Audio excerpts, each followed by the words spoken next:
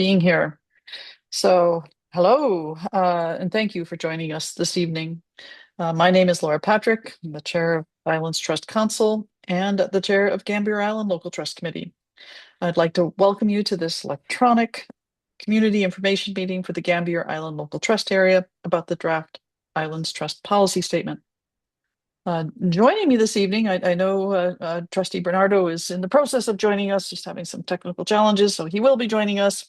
But Trustee Kate Louise Stanford is here, and together we're your Gambier Island Local Trust Committee. We have a number of staff that are on the call with us this evening. We have Director Claire Frater, we have Jason Yeomans, Chloe Straw, and Morgana van Niekerk. So thank you everyone for being here. I'd like to begin the evening by acknowledging with respect and humility that the lands and the waters of the Islands Trust area have been home to Indigenous peoples since time immemorial. Their deep connection to these islands continue to this day, and we honor their enduring presence, constitutional rights, and responsibilities. As chair, it's my responsibility, along with the local trustees, to ensure that this meeting is a respectful, inclusive, and culturally safe space for everyone. That means we will speak respectfully. This is no place for racism, stereotypes, or comments that target Indigenous peoples or any group in the island community. We will acknowledge concerns and questions without causing harm. It's completely valid for residents to seek clarity and express uncertainty. It is equally valid for Indigenous community members to speak to their experiences and expectations of respectful partnership. We will uphold cultural safety. We recognize that public meetings have not always been a safe or welcoming place for Indigenous peoples. That includes giving space for the Indigenous voices, being mindful of how language affects people, and addressing harmful comments if they arise. We will keep this conversation constructive. Every participant brings valuable opinions, ideas, knowledge, and lived experience. All voices deserve to be heard. I'd like to thank you in advance for helping us create a respectful and productive environment in which all participants feel safe, valued, and able to participate fully. Work to update the Islands Trust Policy Statement has been underway since 2019. In that time, and through a range of opportunities, the thoughtful ideas and constructive suggestions from island residents have been invaluable in helping shape the Trust Policy Statement that we're here to discuss today. We're grateful for all the feedback we've received up to this point, not just from community members, but also from Indigenous governing bodies and the agencies and organizations with whom we work in cooperation with to achieve the Islands Trust object. The purpose of tonight's meeting is to help your trustees formulate a response to the Islands Trust Council about the draft policy statement on behalf of the Gambier Island Local Trust Committee. Your trustees are here to hear your opinions about the draft document. Secondarily, it's an opportunity to ask questions about the draft policy statement to trustees and staff. This evening's community information will begin with a presentation about the draft policy statement by staff, followed by a Q&A session where you're welcome to type in your comments or request to speak, to provide input, or ask a question about the draft policy statement. We will do our best. So type your questions in the Q&A chat anytime, and we will answer questions at the end of the presentation. We ask that the Q&A period stay focused on the draft policy statement. We understand that some people may have general questions or worries related to recent media coverage of court decisions, including concerns about what these developments might mean for private land or land title in the province. While we recognize these concerns exist, they are separate from the Islands Trust policy statement. Islands Trust does not have an authority to alter land ownership or land tenure, and nothing in the court decision changes Islands Trust's land use planning responsibilities or current strategic priorities. The Islands Trust is not a party to the Tlactinas case and will not be commenting on the court decision. Comments or concerns about the provincial role in the Tlactinas case should be directed to the province of British Columbia. Islands Trust statutory mandate remains the same: to work in cooperation to preserve and protect the trust area for the benefit of residents and British Columbia. So before we begin, I didn't know, do we have Trustee Bernardo? Do we have him in yet? We're still working on it. Okay, the Trustee Stanford, did you have anything you wanted to add before we turn over to our staff? Just my internet is a little unstable, so I'm going to keep my video off. But I just want to welcome everybody. It's great to see so many familiar names and their interest in the policy statement draft. So I'm looking forward to hearing what you have to say. Thank you. All right, thank you. And we're still working to get Trustee Bernardo. He is trying. I know. We'll get him on this very soon. Okay, so I'm going to turn this over to our staff, Jason Yeomans. Okay, thank you, Chair Patrick. Just bear with me for a moment or two while I share my screen, bring up a PowerPoint presentation.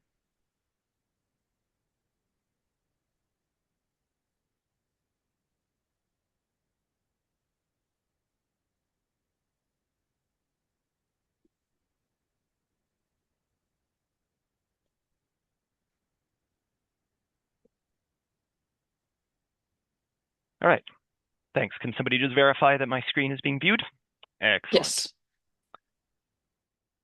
Okay, good evening, everybody. My name is Jason Yeomans, and I'm a Senior Policy Advisor with the Islands Trust, and I've been helping provide project management and policy development advice on this project for the past year. I've worked for the Islands Trust since 2013, and until recently, I'd also lived on Salt Spring Island for a decade. My son still spends the weeks there with his mom and weekends with me in the city, so I know a little bit of island life. I'm coming to you this evening from the territory of the Lekwungen people, now known as the Songhees and Esquimalt nations, in the city that we call Victoria. I'm grateful to live and do my work here.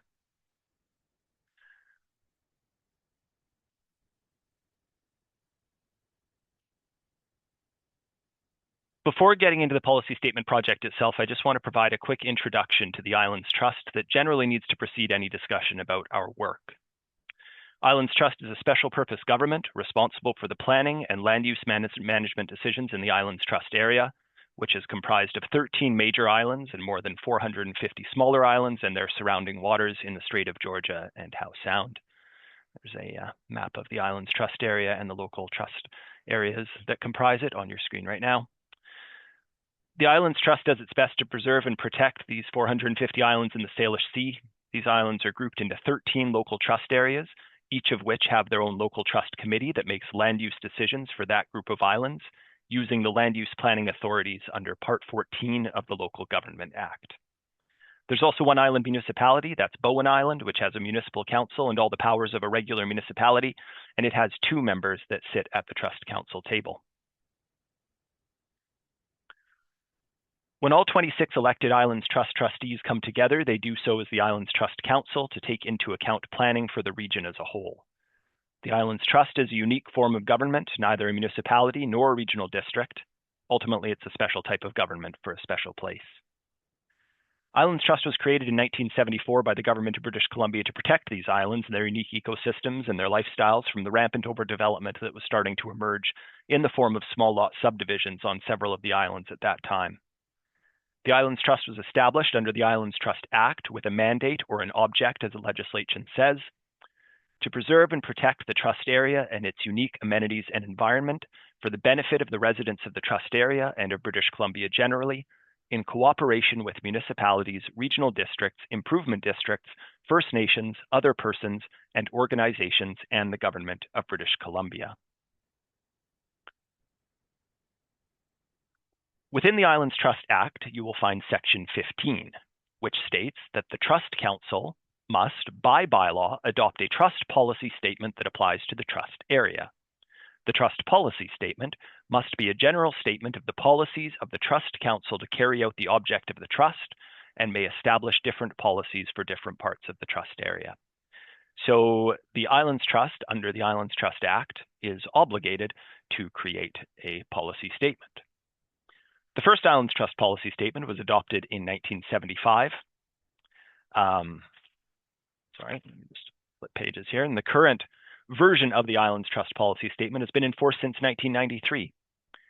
A lot has changed in the Islands Trust area and in Canada and the wider world since then. And in 2019, Islands Trust Council decided that it was time to update the Islands Trust policy statement to better help Islands Trust navigate today's challenges and tomorrow's opportunities. This graphic here describes in part how the policy statement affects the work that the Islands Trust does and ultimately affects land use planning and management decisions on the islands of the Islands Trust area. So the policy statement sets the highest level policies within the organization, and all other planning documents within the Islands Trust are subservient to the policy statement and must act in consistency. That's act consistently, not inconsistently, with the policy statement itself. So official community plans that are developed by local trust committees on each of the islands must be consistent with the greater policy statement. And it's up to the Islands Trust Executive Committee, or ultimately up to Islands Trust Council, to make a determination on whether or not those official community plan bylaws are in fact consistent with the policy statement. The official community plan on any given island sets the broad land use objectives or land use designations for different areas of the island relative to whatever the community's objectives are. And those are then codified in a land use bylaw, which sets the regulatory framework that actually determines what can happen where on the island and how it happens. And then, of course, that zoning bylaw influences what the landscape ultimately looks like, depending on what those regulations are. The policy statement does a few other things within the Islands Trust. It serves, or it could serve, as the foundation for Trust Council's strategic planning. So when Trust Council thinks about what it wants to accomplish in a 4-year term, it can look to the policy statement and the goals that it sets to guide the types of major projects that Trust Council might want to embark on in the service of implementing that policy statement and the vision that's reflected in there. As I noted, the policy statement serves the purpose of reviewing official community plans and regulatory bylaws developed by local trust committees to ensure that they're consistent with the greater vision of the policy statement. And the policy statement can also help inform the types of intergovernmental relationships that the Islands Trust strikes with other agencies. So we work closely with the province and its various ministries and with regional districts and with Indigenous governing bodies. And the policy statement should serve as the foundation of those relationships. We should be entering into those relationships with those other agencies in the service of advancing the vision that's laid out in the Islands Trust policy statement.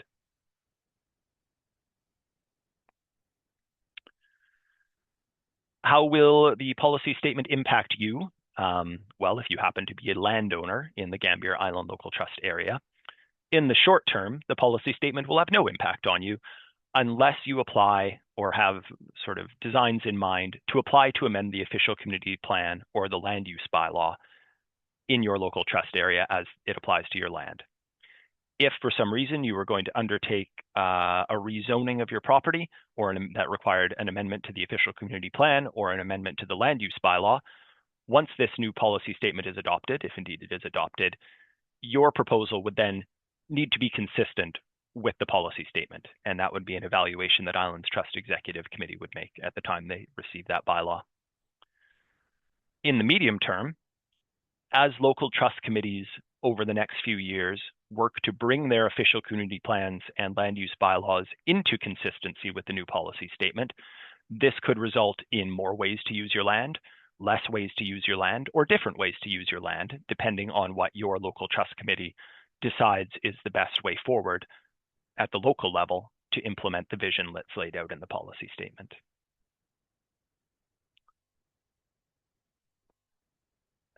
Thinking beyond landowners to those who may happen to live on the island but not own property necessarily, in the short term, you're unlikely to notice much impact from the adoption of a new policy statement, unless your island's local trust committee moves very quickly to update its official community plan and land use bylaw to align with the policy statement, in which case you may begin to notice some changes taking place on the island that should be consistent with the policy statement. In the medium term, if the goals that are set forth in this draft policy statement are to be achieved, you should notice a reduced pace of disturbance to characteristic island ecosystems, as there's an emphasis in the document on the preservation and protection of the ecosystems that make the Islands Trust area such a special place. And you will perhaps notice a greater range of housing options coming to pass in the right places on your island, because that's certainly been a focus that we've heard from this current Islands Trust Council, is an emphasis on greater housing options and housing diversity to reflect the needs of our communities as a whole, and not just the large single detached dwellings, which have up until this point characterized most of the housing stock on most of the islands. I realize not all of this will necessarily be applicable in the Gambier Island Local Trust area, but that is the policy statement sets a broad vision for the trust area as a whole.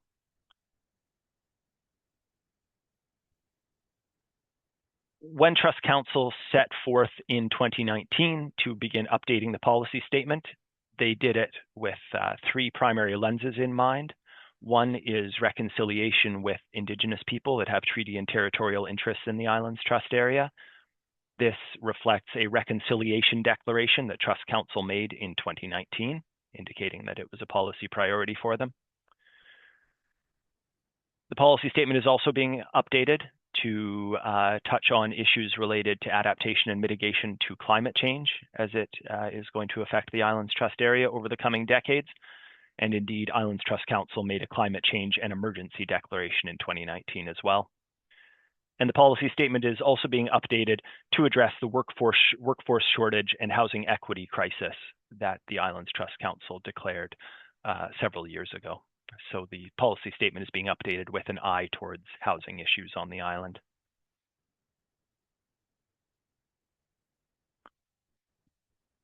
I'm not sure how well you're able to view this graphic on the screen here, but this is the project timeline.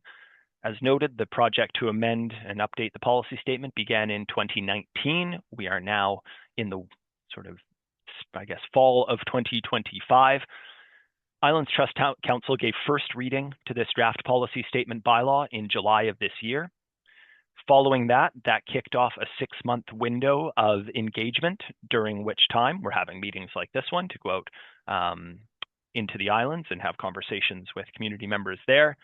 The document has also been referred to all of the Indigenous governing bodies that have treaty and territorial interests in the Islands Trust area, as well as to the provincial and regional agencies that Islands Trust works in cooperation with to gather their feedback on how this draft policy statement intersects with their areas of service delivery or their interests more generally. The intent is that staff will be reporting back to Trust Council in March of this year with the aggregation of all of the feedback that's been received through this 6-month window of engagement. And staff at that time will provide some recommendations for potential revisions to the document. And indeed, your trustees will certainly likely come with their own recommendations for revision as well, based on conversations like the ones that we're going to hear from today. I will note there is a survey available right now. You can access it online at the Islands 2050 website, and that's the primary method by which we're gathering feedback on the draft policy statement during this round of engagement. It's important to note that there is a commitment to have this policy statement adopted. It doesn't have to be this exact version of it, but some version of a new policy statement adopted before the next local government elections, which happen in the fall of 2026. And that's the target that we're working towards at the moment. This is just a brief summary of the type of engagement that has happened at various junctures throughout this project, starting in 2019. It has been fairly extensive, all of which is available to you if you wish to review it on the Islands 2050 webpage.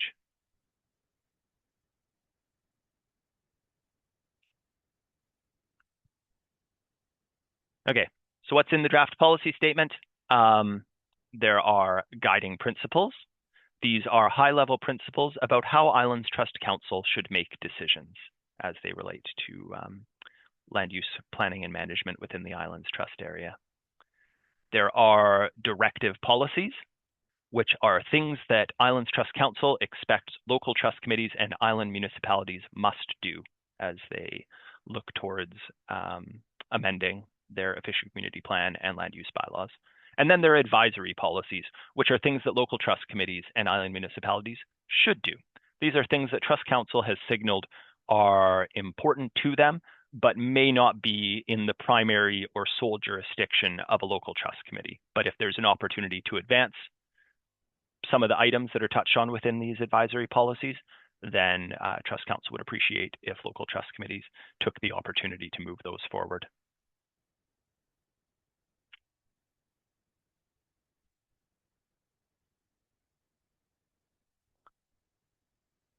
I'll just touch briefly on a few of the policies within the draft policy statement that align with those three lenses that Trust Council used for this update of the policy statement, those being reconciliation, climate change, and housing. So when it comes to reconciliation, it gets sort of top-line billing in the guiding principles that Trust Council is going to use when it makes decisions. Principle 2.1.1 is that Trust Council will acknowledge and respect Indigenous rights. And it's got a plan to grow understanding of the history and legacy of colonialism in the Islands Trust area, to acknowledge and respect the rights of Indigenous peoples, and to work together with Indigenous governing bodies and Indigenous knowledge holders to preserve and protect culturally significant areas, sites, and species. This is a principle that reflects what we have heard or been hearing from Indigenous governing bodies through many years of conversations with them across a variety of projects within the Islands Trust. And there is a principle to prioritize environmental Indigenous cultural heritage protection. Islands Trust Council will place priority on preserving, protecting, and restoring the environment, and preserving, protecting, and supporting restoration of Indigenous cultural heritage in all decision making.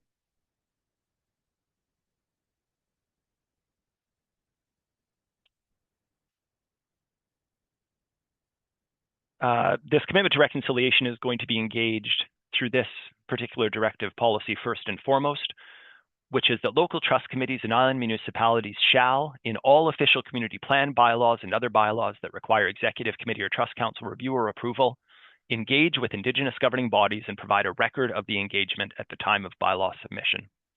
So Trust Council wants to ensure that when a local bylaw comes to executive committee for its consideration of approval, and that consideration being based on whether or not it's consistent with the policy statement, executive committee is going to want to see that that bylaw was referred to the Indigenous governing bodies that have treaty and territorial interests in that particular local trust area. And I expect we'll have some expectation or that the local trust committee of the area will be able to demonstrate what they did in response to what they may have heard from referral to those Indigenous governing bodies. There are directive policies in the draft policy statement around minimizing potential adverse impacts to Indigenous cultural heritage sites, to their marine harvesting areas, and to their land-based harvesting and hunting areas. So the way that these really becomes activated is through the previous policy, which is to say bylaws are going to be referred to Indigenous governing bodies, and they are going to come back to the local trust committee and tell that local trust committee what's important to them, and if indeed they have any particular concerns or worries about what is being proposed through the bylaw. And obviously at that time they can propose recommendations on how to mitigate whatever might be the prospective negative effects of what's being proposed. There is no specific chapter within this draft policy statement on the subject of climate change. Rather, that topic is interwoven throughout a number of different topic areas.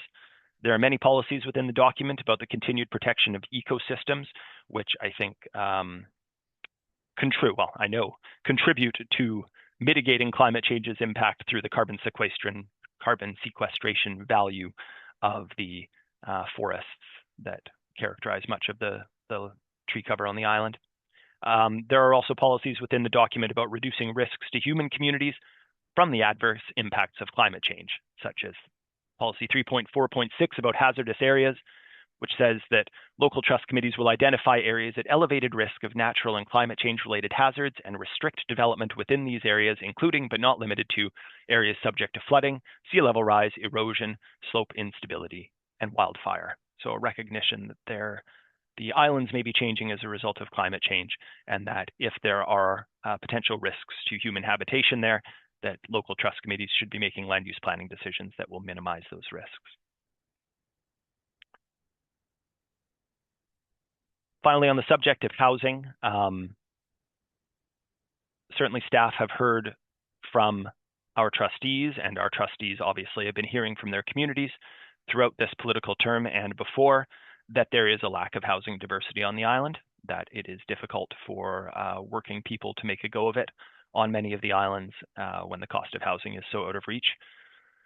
To that end, I think there is support these days at the Trust Council level for an increased array of housing on some of the islands for the development of safe, secure, diverse, and attainable housing in suitable locations. That there are places on the islands that can probably absorb some additional types of housing, and perhaps there are places on the islands that are not appropriate for that sort of thing. Local trust committees must support a range of housing types and tenures to meet the identified housing needs of the island community and local Indigenous communities. So there is direction to local trust committees to think about who they are going to be approving housing for. Obviously, local trust committees don't build the housing themselves, but they do control where it can be built and how much of it can be built. And so there's an expectation that they be attuned to the types of housing that are needed within their communities at the current time and into the years to come. And there is a desire on the part of Trust Council through this document to support alternatives to conventional single detached dwellings by establishing policies to permit clusters of small dwelling units in suitable areas. And so this is the idea of tiny homes, for example, are the type of housing that could potentially become allowed through zoning under a policy like this. As I noted, we are, what are we in, the third month of a 6-month window of engagement, during which time there is a survey available. We're rolling out these community webinars. A mailer has gone out to all households in the Islands Trust area to let them know that this window of engagement is open, encouraging them to take a chance to fill out the survey. And the bylaw has been referred to agencies and Indigenous governing bodies. And we will come back to Trust Council in the spring of 2026 with a comprehensive report on all that we heard and some potential ways that Trust Council might want to move forward after this. That concludes my presentation. Maybe I'll just mention briefly that if during tonight's presentation or if following tonight's presentation, you want to make a comment directly to one of your Gambier Island trustees or all of them, you can contact them at the contact information shown here, which is also available on the Islands Trust website. But if you have a comment that is more global in nature, that it's not just about the policy statement's effect or impact on Gambier Island, but rather its effect on the Islands Trust area as a whole, I would encourage you to submit that to islands2050@islandstrust.bc.ca, and we will add it to our correspondence that is made available for viewing by all of the trustees in the Islands Trust area and the general public on that website. Thank you. That concludes my presentation. Thank you very much, Jason. As a reminder, you can type your questions in, and thanks for showing where that is on the Q&A chat function. And I or staff will read the question out loud and answer it as we prepare to go through here. And please request to speak by typing into the Q&A as well. So if you prefer to speak, instead of type your question, just say, I'd like an opportunity to speak. And our staff will be able to promote you to have that opportunity to speak. So again, for anyone that's joining us late, I just want to remind everyone that we want to speak respectfully, acknowledge concerns and questions without causing harm, and uphold cultural safety. And let's keep this conversation constructive. So with that, I think we have the first question is someone who wishes to speak. So I'll wait for staff to give them access. I think is that John? Hello, John. Can we? Yes, hi there. Can you hear me? Yes, John.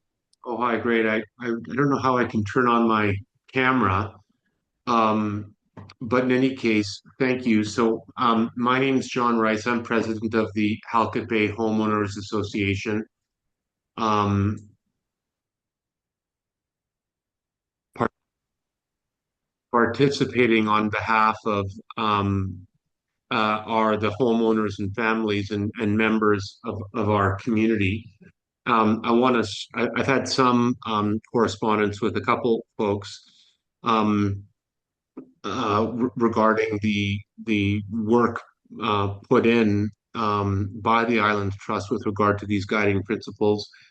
I want to acknowledge the significant amount of work that's clearly been done and the consultations that have been taken. I want to say, on behalf of most, if not all, of our homeowners, that we are a progressive group, that we strongly support reconciliation. But the there are sort of identified priorities in the principles that give folks pause, I would say more than pause, but I would say significant concern. And the concern is that is this that the um, priority of the Islands Trust Council here appears to elevate reconciliation and a goal of reconciliation um, above all else, without the specific recognition or identification of the rights of property owners on Gambier Island, and how the Islands Trust intends to um, actualize these directive and advisory policies in a way that is respectful towards and protecting of the legal rights of property owners on Gambier Island.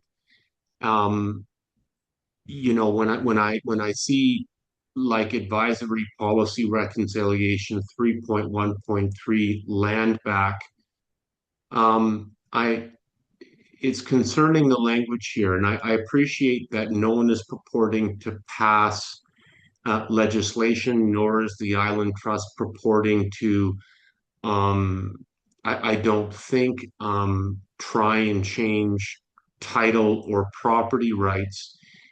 The climate in British Columbia right now, as I think we all appreciate, and as Chair Patrick, you identified in your opening comments about, probably you guys have gotten feedback about the Cowichan ban decision by Madam Justice Young and others, is really, really tense. And I think there's a fair concern amongst property owners on Gambier that the Islands Trust in goals one and goals two seems to have elevated as priorities reconciliation and matters of concern to the various Indigenous communities who assert um, uh, territorial entitlement to Gambier Island or other areas of Howe Sound without a negotiated treaty or without a judicially determined entitlement to land. And in my respectful view, I think that the um, goals and policies need to be reworked so that goal number one should be twofold. It's to advance reconciliation while respecting and protecting and advancing the rights of property owners on Gambier Island or on the Islands Trust. And that recognition of property rights, for many families who've owned their properties for generations, or for people who've bought properties, including properties with licenses for docks and things like that. I just think that this is just profoundly missing from the goals and policies, and that the Islands Trust should and must elevate property rights on equal footing with the goal of reconciliation. And I respectfully don't know if those elected to the Islands Trust have the mandate to prioritize, it seems, almost above all else, matters of reconciliation and Indigenous interest versus the interest of property owners. So that's my comment, and I don't really have much of a question, but that's the concern that I wanted to articulate on behalf of our members. I hope I've delivered it respectfully. I know you folks do have done a ton of work on this, and I acknowledge that, but I'm very worried that these types of policies, folks, are going to set back reconciliation. It's going to polarize things because there's a perception. Right, John, okay, John, I do want to thank you, for, um, working hard to provide, respectful comments. So thank you. But I do want to move us on to, the next question here. Is there going to be a response, Chair Patrick, to my comments, or? Well, I think generally your feel, I think we heard you. I don't know. I'll look to staff. Is there anyone who can respond in particular to that? Okay, let's see, Jason Yeomans. Sure. Um, the sort of kernel, I think, of John's comment is more about what Trust Council chooses to prioritize at a political level, and that's the decision for the trustees to make. Maybe I will just talk about Advisory Policy 3.1.3, which John pointed out in his comment, because that one has got a lot of people's attention. And so I just do want to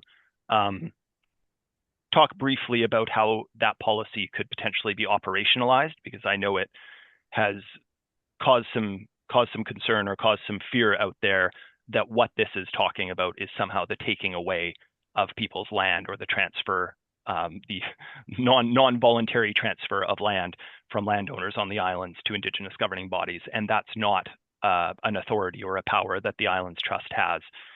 Rather, what this policy was meant to touch on was, if we have heard from Indigenous governing bodies for many years that they would like to be able to live on the islands again in a way that they haven't for a long time. And so they are looking for opportunities to secure land for that purpose.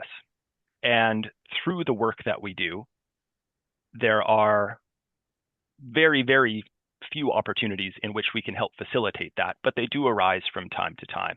And the way that that can arise, and it is something that's been playing out on Galiano Island of late, is that through the rezoning process, if there are policies in place in the OCP that talk about a development applicant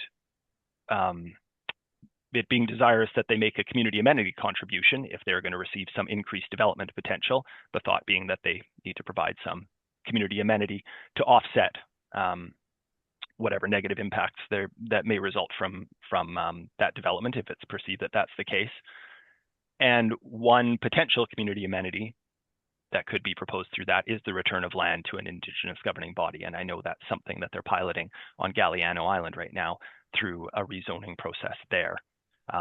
So I just want to allay the fear that this in any way implies that the Islands Trust can force the transfer of land from a private owner to an Indigenous governing body. That's certainly nothing that we can do. And then what this policy also does is gives permission to a local trust committee to perhaps write a letter of support to, like, let's say an Indigenous governing body is looking to partner with a local conservation organization which already owns land on one of the islands for the purpose of maybe having some of that land transferred to the Indigenous, from the conservation organization to the Indigenous governing body, or they're going to work collaboratively in partnership towards Indigenous stewardship of that land. This would give the local trust committee permission to write a letter of support. Let's say if there was a grant application that this organization were making to facilitate that. It signals a direction or an intent, but is not this is not something that's directly within the powers of a local trust committee. Jason, that's helpful. I didn't interpret 3.1.3 quite as sinister as some folks might. I didn't quite have those fears. My question is really directed respectfully to the trustees is why don't we create a joint goal one, advancing reconciliation while advancing and protecting the property rights of landowners? I don't know. It just seems like the total priority is reconciliation over property rights, and that's imbalanced.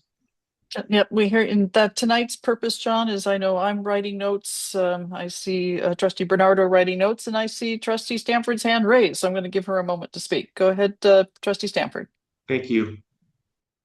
Thank you, and thanks for speaking, Mr. Rice. I've written copious notes. This is part of the process. This is a draft policy statement. We want to hear what you think and how we can make this work for residents and also support advancing reconciliation. So I understand that, there's a few things that are going on around Gambier that have brought questions up, and I am fielding quite a few questions as a trustee.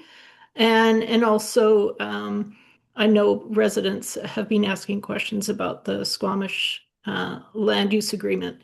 So, it is understandable that community members are looking for more clarity on how fee simple and reconciliation and rights and title all work together.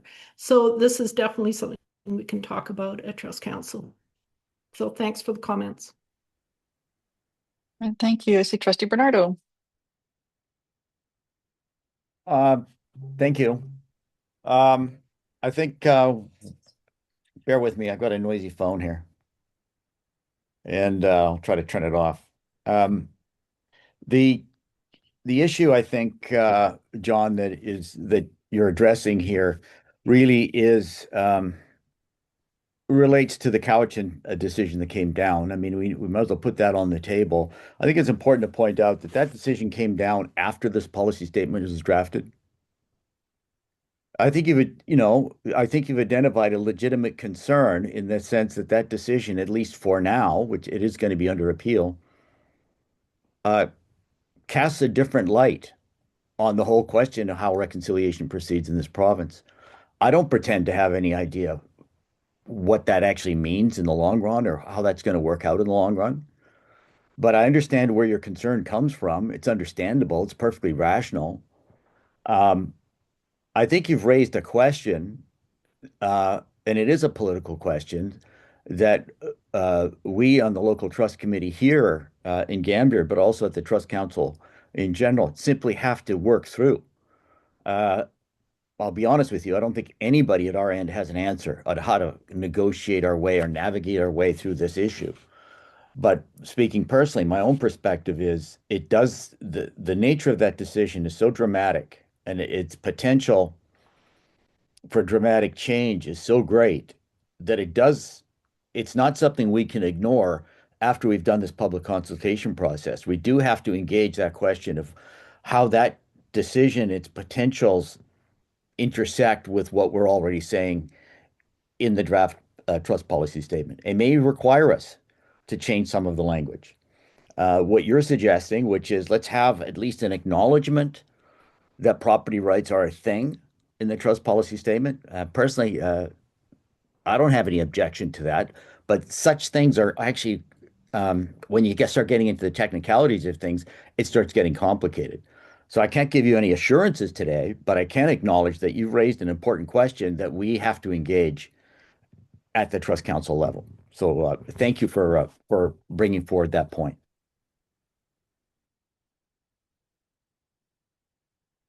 All right, thank you. Who's the next question here? All right, just trying to. All right, I think we have a question here about section 3.3, 3.3.2 to 3.3.8 state that the directive is at restoration. Restoration to what? 50 years ago, 100 years ago, 300 years ago, 10,000 years ago. The word itself, with no definition of the desired time frame, is meaningless and cannot be the basis for policy decision. So I don't know if staff are ready. I have to open the document and see the words myself. Is there anyone who wants to talk about that one while we look it up? Aha. I'm only to say that I'm afraid I don't have a ready answer to that, only that restoration to a less degraded state than it might presently be in, depending on the area in question. There's plenty of intact ecosystems that are functioning well, I think, within the Islands Trust area. So it would be, I guess, circumstantial and dependent on the specific area in question and what type of ecosystem we're talking about, the nature of the degradation, if indeed there is degradation, and what, if any, restoration could be undertaken to bring it back. Similarly to the Land Back Policy 3.1.3 that I referenced, opportunities for the Islands Trust to engage directly in restoration work are limited, except when a developer is proposing something through which they are perhaps going to be granted increased development potential and may have to provide some sort of compensatory community amenity in exchange for that, through the form perhaps of a restoration of an ecosystem area. And of course, I don't know how many of you know the islands. Within the Islands Trust, where the real ecosystem restoration work takes place is through the Islands Trust Conservancy, which is our conservation land trust arm, which owns and manages land in the Islands Trust area for the purpose of environmental and ecosystem conservation, and they do undertake restoration projects within that land. And I could add, I think those generally would be under an OCP, and they'd be very specific to the piece of land. That's usually there's biologists and others that are involved in designing and proposing restoration systems there. And they said they'd be particular to a parcel that's seeking some permit or rezoning. Any other questions? But good. I want to thank you too. We're looking for words like that. That's one purpose of having this meeting tonight. Are there words that that definition would be useful and helpful? And those are the notes that I'm capturing. And as we go forward, because we do want this document to be, well, it does have some plannerese to it. We are aware that plain language is very important, and we're trying to make sure that they're clear. Okay, what's the next question? Oops, sorry, getting my. So the next question, I believe here, is the Islands Trust object, which is repeated several times in this document, states that a balance must be established between the needs of all stakeholders. Yet the new directives 332 to 338 explicitly state that priority must be given to one stakeholder, the environment, over all others. Where is the balance?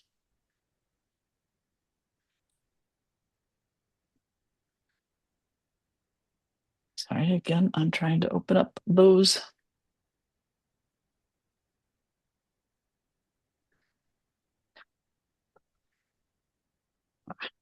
Got those.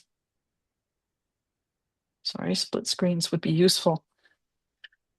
I know this is a question, and I think this is an interpretation as we understand what these policies mean and how they can be interpreted. I know Trust Council itself is looking at these.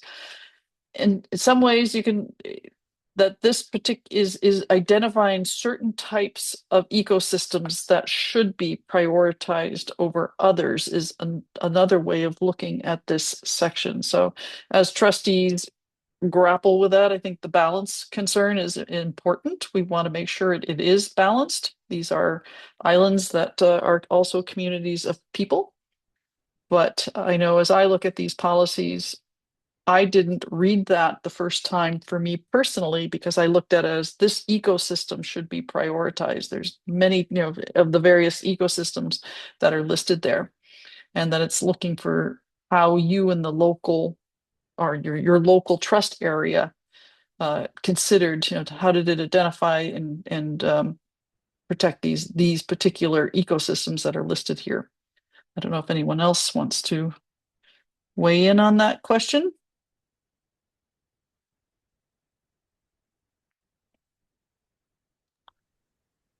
Oh, I'll go ahead, Jason Yeomans. Sure, I was just reminded of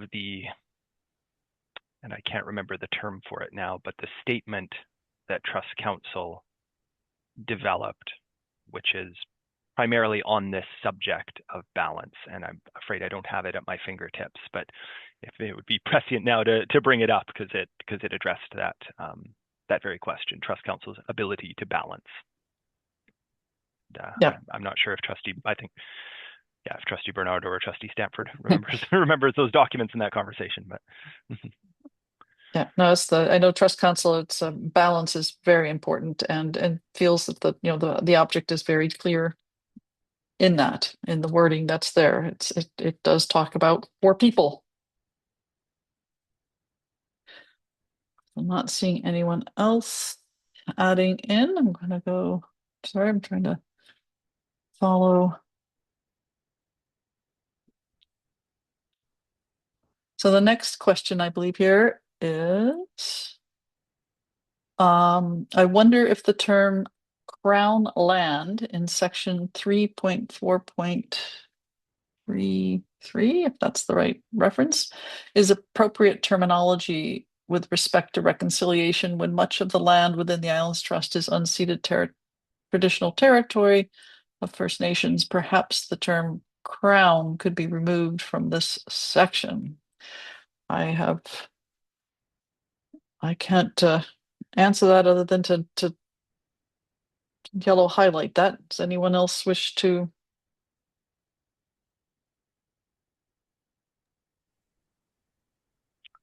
no, I don't have a response to it, but we'll certainly take it into consideration.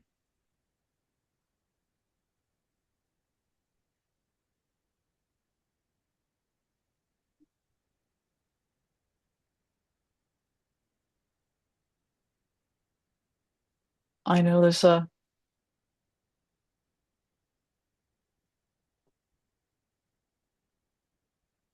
question here again about.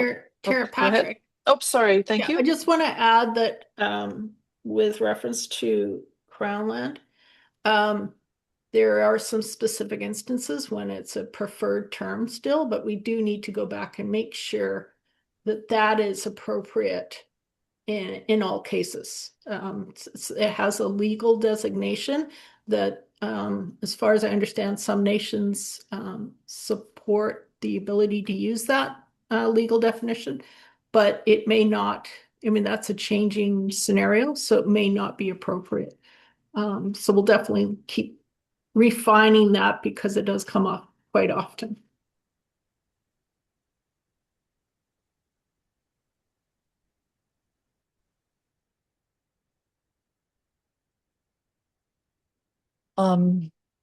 There's a question here. It says, with regards to elevating reconciliation to the highest priority, does this give First Nations the position of vetoing any proposal, application, or development? Oh, go ahead, Jason Yeomans. No, I mean these policies do not fetter the discretion of the local trust committee or the Islands Trust Council, except to the extent that those bodies should follow the policies that are laid out here, right? They should be making decisions that are consistent with these policies. I think it's important to share the way that some of this is already operationalized within the work that the Islands Trust does, and I think it's an important reality to share of the way that this manifests itself in our day-to-day business here. So when a local trust committee is considering an official community plan bylaw amendment, the Minister of Municipal Affairs and Housing, which is the minister who is ultimately oversees, though very loosely, the operations of the Islands Trust, that minister has to sign off on that bylaw amendment as it being consistent with the Islands Trust object. And when we send an official community plan bylaw amendment to the minister is looking for 2 things. They are looking to see whether or not that bylaw impacts the provincial interest, which is to say, does the bylaw propose something that is contrary to what any one of its ministries is seeking to achieve as its goals and objectives? And has Islands Trust fulfilled the duty to consult Indigenous governing bodies? The duty to consult actually rests with senior levels of government, not necessarily with the Islands Trust, but they have indicated that there's an expectation that we carry out that consultation, not on behalf of the Crown, but on our own behalf for the purposes of the Crown then determining whether or not that consultation duty has been met or not. And so when we submit a bylaw, as this policy statement bylaw will be submitted to the minister for approval ultimately as well. And when we submit that bylaw or any bylaw to the minister, they are looking to see that we contacted all of the Indigenous governing bodies with treaty and territorial interests in the trust area. They want to know what those Indigenous governing bodies said to us about what was being proposed, and they want to know what we did about what was said to us by those Indigenous governing bodies. So what revisions we may have made to the bylaw, or what other sort of the conversation that unfolded and where that conversation landed.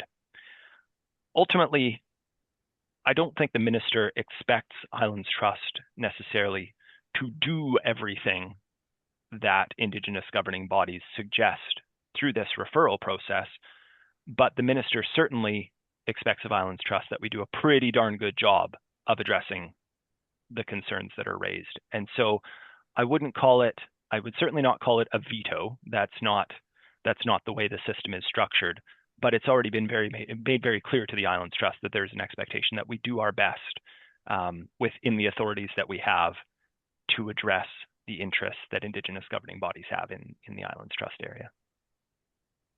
Thank you. Trustee Stanford. This is actually a question for clarification to staff. Two things. Could you just comment, or if somebody on staff could comment on the difference between Islands Trust's structure for bylaws being okayed by the province versus, say, municipality? I know that there's certain areas that are denoted as recreational areas that have to have their OCPs okayed by the province. Is that still something that is part of where the Islands Trust it also has that responsibility versus, say, another area like Pell River or a regional district? They have a different level of response to the province. And also, I think a lot of questions that are coming, especially from Gambier, is because 60% of Gambier is quote unquote Crown land. And so we zone in the Crown land, but we can't zone in a way that's against what is permitted in provincial land, or in our case, Squamish territory. So it's slightly different, and it's more front and center for Gambier because we have all this Crown land that is subject to different authorities, even though we have a certain zoning power within especially our central portion, but it's subject to the authorities of provincial ministries like forestry, et cetera, et cetera. So I don't know whether you can speak to that, but just be aware that some of our questions are going to be coming from that perspective, that Gambier has more public land, quote unquote, than any other island. And so it's much more front and center for us. All right. Not seeing staff adding anything, so thank you, Trustee Stanford. Trustee Bernardo? Thank you. I want to address the question that came from the public about, as I understood the question to be, about whether or not there is a de facto veto is going to be granted to the indigenous governing bodies over bylaws and whatnot, or the decision making made by local trust committees. I think we have to draw a distinction between what's legally true and how things get applied in practice. And again, this is one of those areas that we have to be honest with you. There's a lot of unknowns here. A great deal does depend on how policies are administered. Legally, Indigenous government bodies can't be given a veto by us at the Islands Trust. at least not through a trust policy statement, because we don't actually have the jurisdiction to do that under the Act. Now, there is a possibility of doing that if we entered into an agreement, which is, I believe, DRIPA Section 7 has that's the Declaration of Rights of Indigenous Persons that British Columbia passed. There's a section in there that allows a local government to enter into an agreement with an Indigenous governing body that sets out the conditions of what the relations are going to be, and it's subject to the ministers approving it. Um, so potentially something would have to that could happen, but that would be an extraordinary political thing, not decided through the trust policy statement. It's a separate issue. Now, so you set that aside. So legally, no veto, at least not now. But as a practical matter, I think we have to be alive to the concern that there is not so much a veto, but a tremendous amount of weight can be given to the wishes of an Indigenous government body um, through the whole process that we operate under. The relationship of our staff together with the relevant staff over at a different governing body, the things that they work out, the questions that actually end up at the end of the day being brought forward to a local trust committee for decision. A great deal does depend on how policies are administered as to whether they de facto add up to a veto for all practical purposes. There is a suggestion somewhere in there in the trust policy statement that, and it's an advisory policy that, and perhaps Jason could help us with that, but that somewhere in there, there seems to be a suggestion that it would be wise or preferred to refer development permit applications to a relevant First Nation. Um, I'm not quite sure. And in fact, I've probably got a question here for Jason. When I've seen that, that raises a question to me as to whether or not we're actually fettering our discretion. Any local trust committee that chooses to do that, whether it's fettering its discretion, which it's supposed to administer itself, by doing such a thing. I was going to say, Joe, I think that's getting into the weeds. I don't know if staff would, Well, develop with respect, the higher Chair, policy. with respect, Chair, we were asked a question by the public. They're entitled to clear answers. And I really would like this. This is a troubling thing for a lot of people in the public. I don't know how much they should be troubled by it. So I would like some input from the staff on that specific point. Thank you. I'll note briefly for Trustee Bernardo, the policy he's referencing is Advisory Policy 3.1.2, which is that local trust committees and island municipalities should engage with Indigenous governing bodies on discretionary planning and land use management decisions, separate and apart from official community plan and land use bylaw amendments, which we know that the province generally wants us to do anyways. I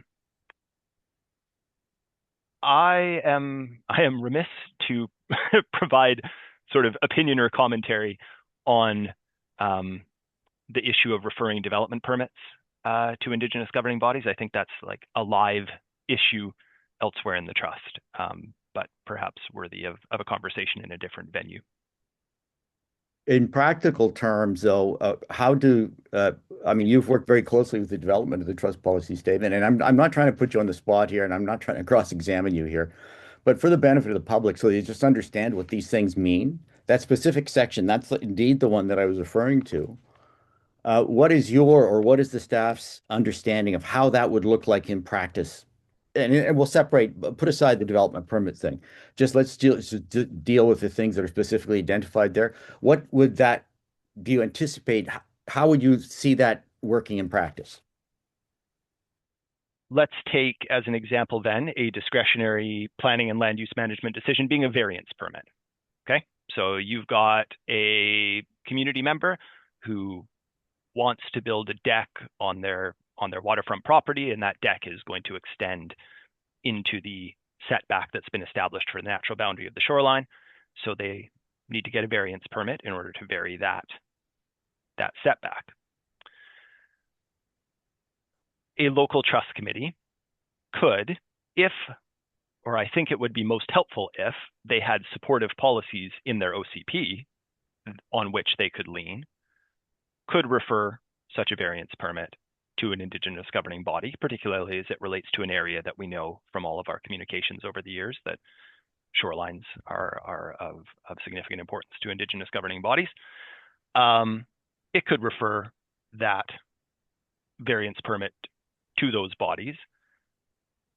And then ultimately, it becomes a political decision on the part of the local trust committee about what it wants to do about that variance permit if the response that is received from the Indigenous governing bodies is not supportive of that variance being issued. And then it's on your table for your decision. Thank you for that, Jason. All right. Going to go on to the next question. I think we have the next person who would like to ask their question live. It's Charlene, I think. So apologize if I got your name wrong. We could.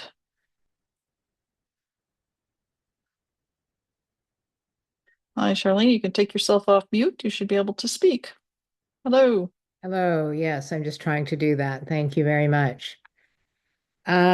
First of all, I would just want to put on the record that one of my neighbors from Keats Island is unable to join this evening because she is currently in the US. And many of our neighbors on Keats Island go to the US from time to time or other parts of the world, and they're Canadian citizens and they are property owners on Keats Island. And I just want to say that this should be accessible to everyone. Thank you. We're with it. And I see, I'm going to let Director Frater, if you could speak to that, please. Thank you very much. I've been communicating with the constituent, I think, who's having trouble getting in. As far as we're aware, this isn't a setting we're in control of. It may be a technical issue with the Zoom platform tonight that's causing it. I've committed to investigating. The recording of tonight will be made available, and certainly anyone's welcome to provide feedback after the fact and can reach out to staff with any questions they may have. We'll look into it, but I have a feeling this isn't anything we're in control of. It may just be a technical issue tonight. So our apologies to anyone who's affected, and certainly we're happy to work with them to help them view the recording and provide feedback later. Thank you. And we do want to hear from them, and there's lots of opportunity to hear from them. So please encourage them to submit their questions or comments or suggestions for improvement. Yeah. Thank you, I will. But I know it's more than just one person who's unable to log in tonight. And so I would just ask that for the next meeting, the next public meeting, that this is so important that ahead of time, perhaps these IT issues can be addressed. Thank you. Yeah, I've sent it in and we'll commit to investigating and seeing what happened tonight. Thank you. Thank you. I would just also like to register my concern, I guess, is similar to some of those that have been already raised. But the fact that a lot of these policies are directives and does raise quite a bit of concern for me. The issues of environmentalism and reconciliation are, of course, truly important ones that we need to address. But the way some of the wording is, as I read it, in the directives, they do appear to fetter the discretion of the Land Trust Council or Land Use Council. I'm sorry, I'm mixing up the names, and the Island Trust. And they place those issues of restoration and reconciliation above all the others that are expressed. And so I have a concern about how the balancing of the issues is going to work. In particular, it seems to be prioritizing these over other needs and wants of the residents, of other people of BC. And it sort of appears to contradict other parts of the document. So although these are very laudable objectives and important ones that we all work on, I want to express my concern that these directives appear to fetter discretion, and I don't think the discretion of these particular things should be fettered, or the local government their discretion shouldn't be fettered when they have other objectives, priorities, and needs to address. Right, well, thank you very much. And I do, I can tell you that one of the drawings, I always want to add to it, the drawing at the very beginning of the presentation that showed the trust policy statement, the OCP, down to the land use bylaws, that that's just the path of the trust policy statement getting to your local bylaws. That when your local trust committee is considering any amendments to the OCP, it's looking broadly to the community, to other things that drive those changes that come into the official community plan that is on the ground in the island. So it it's not just we don't only look at the trust policy statement from an OCP standpoint. We're considering all factors at the community level. Of course not, but by making them directives and prioritizing them, by making them directives, my concern is it's bettering discretion. I hear your concern, and I think that, like I said, that's what we're here tonight to see where these things could be Thank you. clarified. So thank you. All right. Sorry, trying to work between two screens, which is never an easy thing. So next question was, how will the new policy statement impact current subdivisions in progress? Gosh, I'll probably look to a planner to answer that one. I have an answer, but I know mine will be non-planneristic. Go ahead, Jason Yeomans. Maybe you should try first. um, there is a bit of conjecture involved in my response here because it assumes that various things are going to move at various speeds.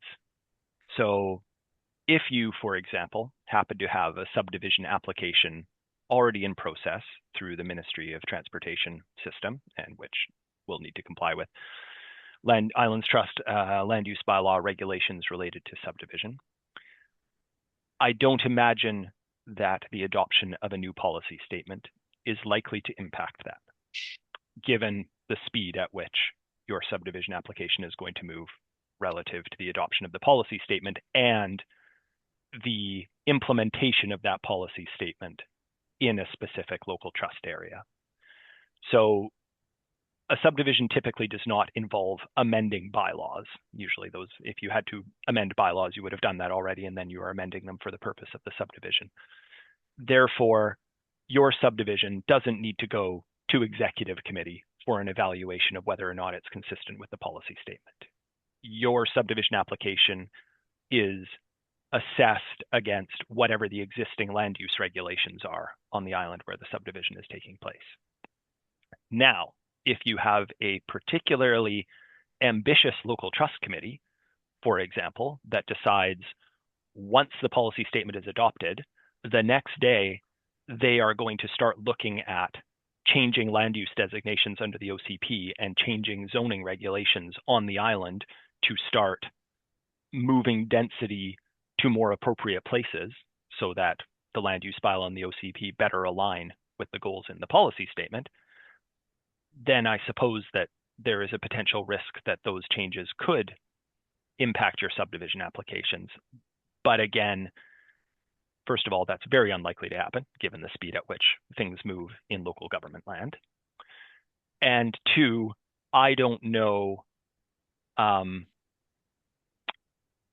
I would have to do more research, I think, to find out what protections are afforded you if you have a midstream application relative to a local government changing, there are a local trust committee changing the underlying density which is permitted on a property or introducing new regulations midstream. And I'm sorry, I don't have a ready response to that, but that's Generally, though, that as long as your OCP remains the same for Gambier and Keats, they're then that's the rules that are applying at the time, of your application and the work that you're doing. So, Trustee Stanford. I'm wondering if it would benefit the person that asked the question to talk to the planner specifically, because I think Gambier is in the middle of an OCP review, and what the impact might be on Gambier is different to what it might be in Keats that's not in the middle of an OCP review. So rather than getting the specifics on during this meeting, that they could talk about their specific scenario, because we have a really big subdivision that's been 40 years in the operations. So yeah, that would be interesting to know if the impacts would be on them. Oh, thank you, and good point, because I think, as always, with your specific land, always reach out to our planners for your questions. And if um, this process, the community process is open for quite a while. So if you still have concerns or thoughts with the trust policy statement and relationship, make sure that that gets entered and documented, or talk to your local trustees about that. Okay, the next question is, who is the current minister who will review and approve the proposed policy bylaw statement? At that time, it's the Minister of Housing and Municipal Affairs. Minister Boyle is currently in that role. The names of the ministries change over time. Generally, it's around municipal affairs is the ministry that the Islands Trust is under, and who has the ministerial approval for OCP amendments as well as the trust policy statement. All right, and the next question we have is the glossary under the term, in the glossary under the term sensitive ecosystems, the term riparian omits to include the areas located adjacent to the ocean, which could be referred to as coastal riparian zone. Ooh, that's definitely a planner question. That is not the first time I have heard this, and so I don't have a direction I'm traveling in yet on it, but that concern has been raised, and so I am aware.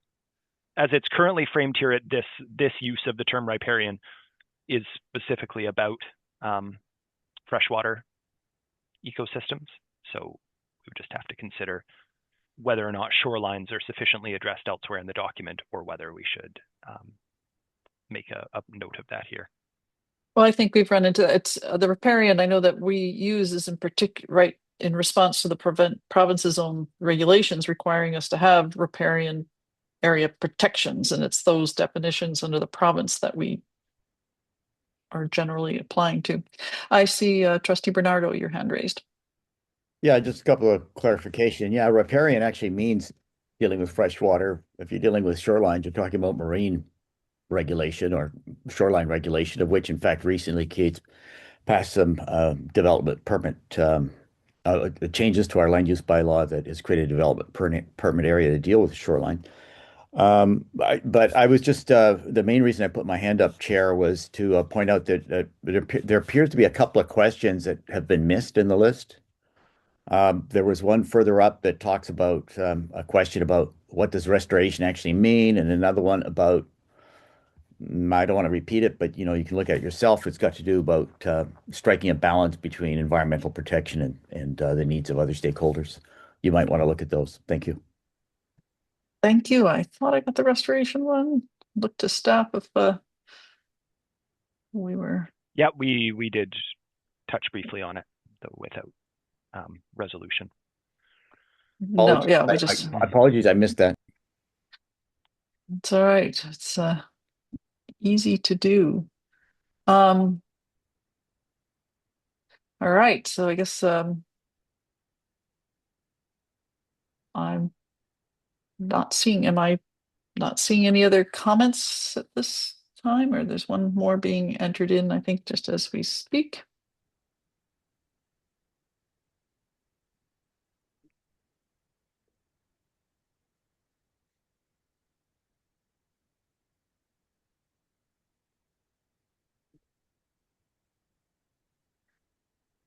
I think there's just another question on the need for balance, the need with balance for reconciliation and environment. Very just a person that's agreeing with the concerns that had been expressed earlier that we talked to. So that's noted. I want to make sure we give ample time here.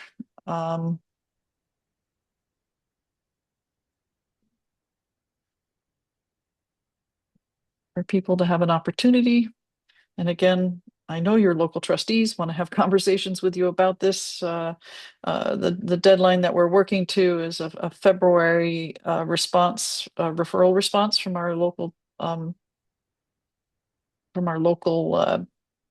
trust committees.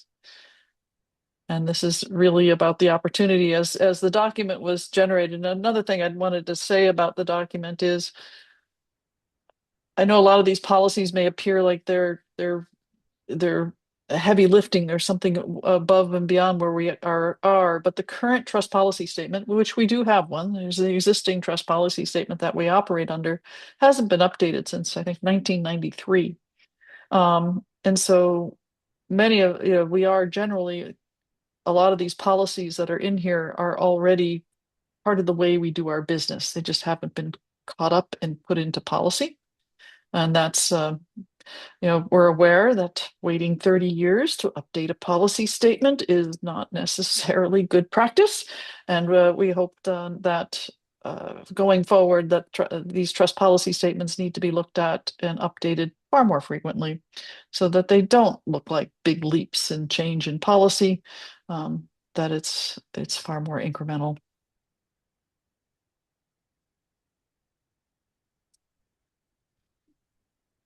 Just trying to fill the airspace here and give people opportunities to still enter questions if they have them.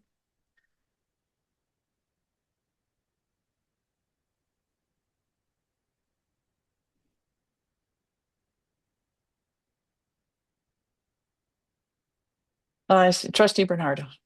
Yes, yes, of course. I'm always happy to fill up airspace, as Chair Patrick is well aware. Um, some of the comments, I just, in order to maybe facilitate a little bit more discussion or thought about this, some of the comments from the public have touched on this issue, the distinction that Jason actually introduced as part of his initial part of the presentation about the distinction between advisory and directive policies.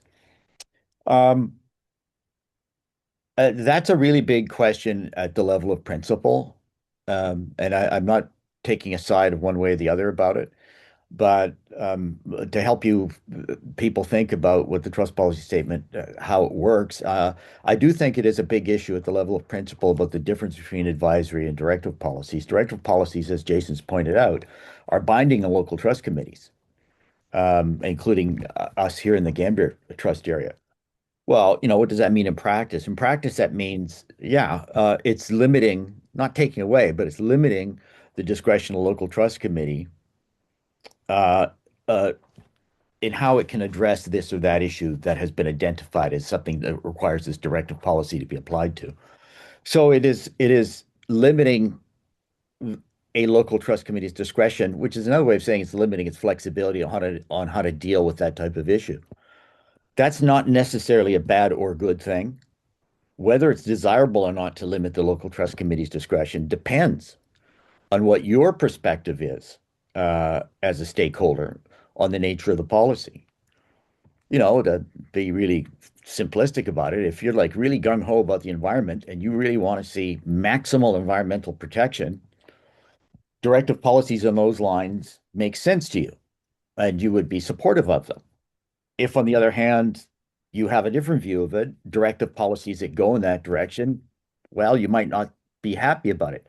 That choice between something, whether it's directive or advisory, is very much a political decision.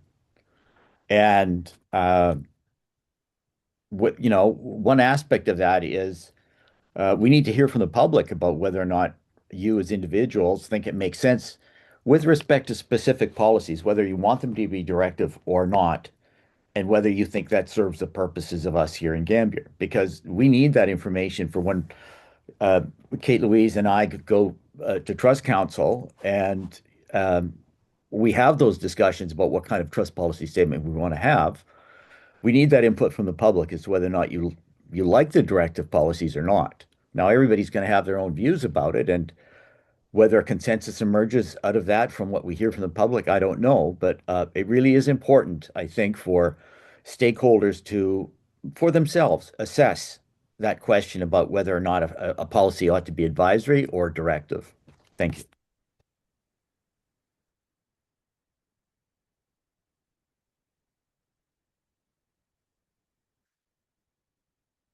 All right. Not seeing any other comments coming in at this point. I don't know if Trustee Stanford, if you have anything you wanted to add?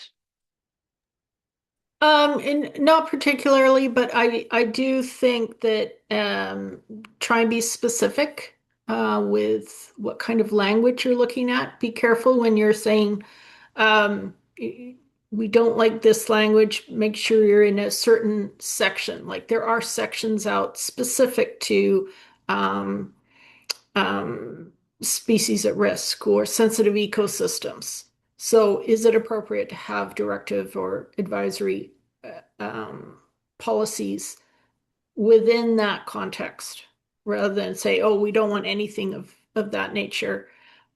Just try and keep to your sections and understand that they relate to specific planning concepts.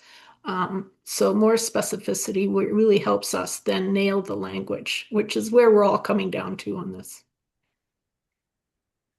Oh, yes. Language. We do have another question, so thank you. The Gambier Island land use bylaw has a number of maps attached to it. This policy very much indicates that a lot of mapping should be done. Is there already work going on at the Trust Council staff on mapping Indigenous significant areas? I guess our cultural heritage locations. I don't Jason Yeomans. Thank you, Chair. Very perceptive. Yes, if indeed the policy statement the proposed policy statement were to be implemented in its fullness, a significant amount of mapping work will have to be undertaken. Some of that mapping work is available through the Islands Trust's own inventory of ecosystems that we have access to.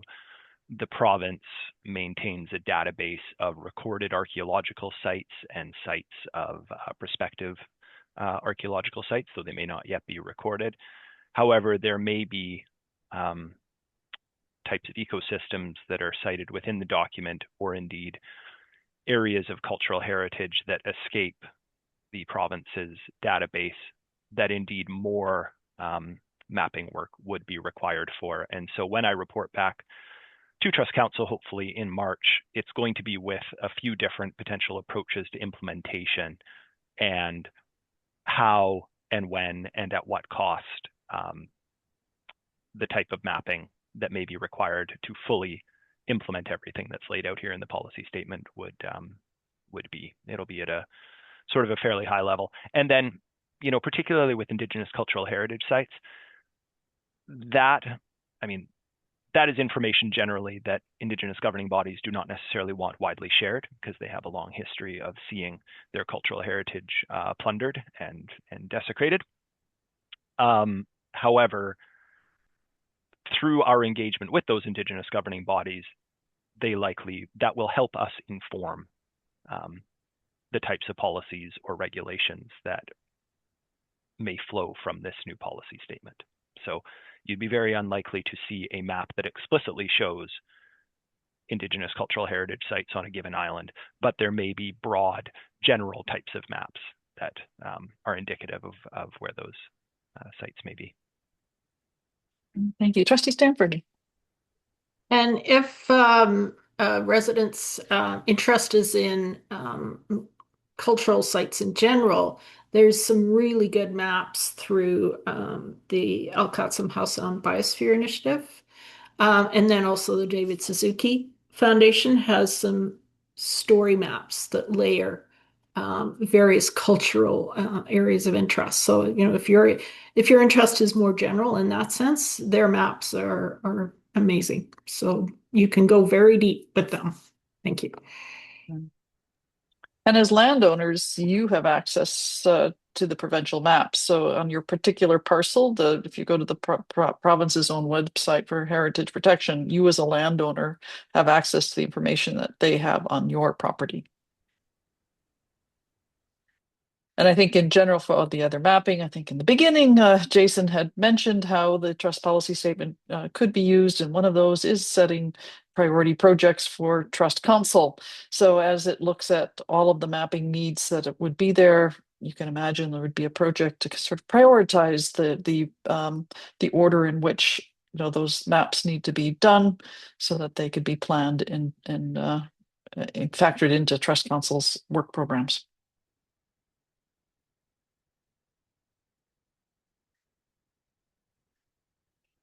Any other questions this evening?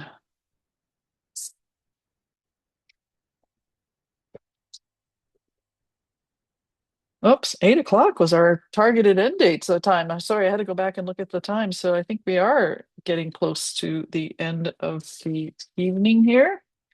And sorry, a pile of notes here next to me. I do want to pay attention to people's time here and thank you very much for being here. Your questions and comments are important. We are out of time and I would like people to have the rest of their evenings. If you'd like to provide more information to Trust Council or have any questions that haven't been answered yet, please email the islands2050@islandstrust.bc.ca. If you have any comments specifically for your local trustees, you know where to find them. Please reach out to them and talk to them directly. Public engagement on this draft policy statement is ongoing until February 2026, and we encourage you to complete the online survey about the draft policy statement, which is linked in the Islands 2050 page on the Island Trust website. I'll give you a hint. There's a block of policies and there's a comment at the bottom. You can scroll up and down if you want to add comments. You can go back and forth in that section for that policy while you're writing your comments for that block.